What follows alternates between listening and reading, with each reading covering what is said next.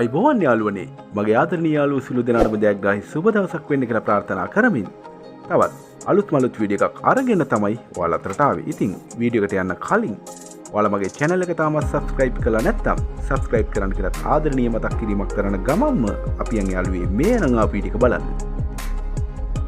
ඉතින් යාළුවනේ මේ අරන් ආපු වීඩියෝ එක වලට කියන්න හදන්නේ බත්නාහිර පළාතට අයත් ගම්පහ දිස්ත්‍රික්කයේ රාගම තේවත්ත විහාරමාවතේ තියෙන අනර්ග ඉඩමක් ගැන තමයි. නිදහස් නිස්කලංකාරසිත සාමකාමී වටපිටාවක් සහිත ජීවත් වීමට සුදුසු සුන්දර ප්‍රදේශයක් කියලා මට ඔයාලට මේ ප්‍රදේශය හඳුන්වා දෙන්න පුළුවන්.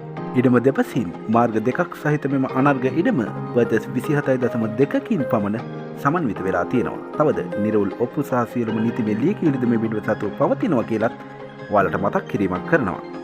නාගරික පහසුකම් වලටද ආසන්න වෙති මෙම අනර්ග ඉඩමේ සිට රාගම කඩවත බස් පාරට මීටර් 300ක්ද කඩවත වැහිපිල්ලෑව බස් පාරට මීටර් 200ක්ද තේවත්ත පල්ලියට මීටර් 750ක්ද රාගමට කිලෝමීටර් 3.5ක්ද මහභාග්‍ය හන්දියට කිලෝමීටර් 8ක්ද කඩවතට කිලෝමීටර් 7ක්ද වශයෙන් දුර සීමාවකින් සමන්විත වෙලා තියෙනවා.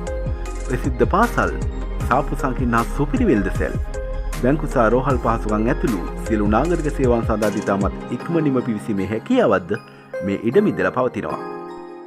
තවද මෙම අනර්ග ඉඩමට ජලය හා විදුලියද ඉතාමත් ලෙහෙසියෙන්ම ලබා ගැනීමට හැකියාවක්ද පවතිනවා. එපමණක්ද නෙවෙයි යාළුවනේ. පුල්, කොස්, කුරුඳු, බෙලි ආදී මිශ්‍ර භෝගයන්ගෙන්ද මෙම ඉඩම සම්පූර්ණ වෙලා තියෙනවා. ඉතින් යාළුවනේ සියලු පහසුකම් සපිරි මෙම අනර්ග ඉඩම මිල ගණන් සාකච්ඡා කරලා තීරණය කරගන්න පුළුවන් කියලා තමයි අයිතිකරු විසින් දැනුම් දීමක් කරන්නේ. තවද මෙම අනර්ග ඉඩම කොටස් වශයෙන් දෙවෙන් කර මිලදී ගැනීමේ හැකියාවක් තියෙනවා කියලාත් ඔයාලට දැනුම් දීමක් කරනවා.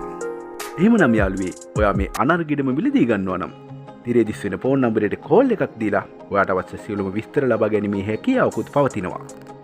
එහෙමනම් යාළුවේ ඔයාගේ අතේ ඇති මුදලට මේ අනර්ග ඉඩම මිලදීගෙන ඔයාගේ හිතේ ඇති සිහින නිවසිදි කරන වාසනාව ලැබෙන්න කියලා ප්‍රාර්ථනා කරමින් මගේ වීඩියෝ එකත් එක්ක එකතු වෙලා හිටපු ඔයාලට බෙහෙවින් ස්තුතිවන්ත වන ගමන් ආයෙත් මේ වීඩියෝ එකකින් හමු වෙනකන් අදට නවතිනවා. ගිහින් එන්න. සියලු දෙනාට ජයෙන් ජයෙන් වේවා කියලා ප්‍රාර්ථනා කරනවා.